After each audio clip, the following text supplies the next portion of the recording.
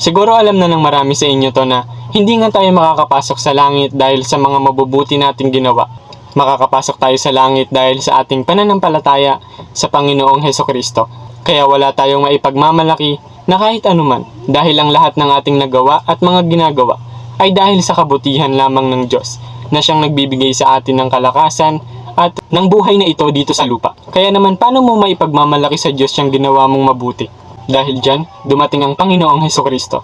Ngunit wala ding makakapagsabi na hindi na natin kailangan gumawa ng mabuti para makapasok sa kalangitan.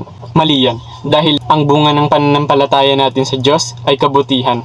Katulad nga ng sinabi ni Lottie, ginagawa lamang ba natin ng kabutihan para may plus point sa langit? Tandaan ninyo na ginagawa natin ito dahil may unang gumawa nito para sa atin. Na kahit hindi naman tayo karapat-dapat ay ginawa niya pa rin ito para sa atin. Siya ang naghuhugas ng ating mga paa at nagbayad ng ating mga kasalanan sa krus.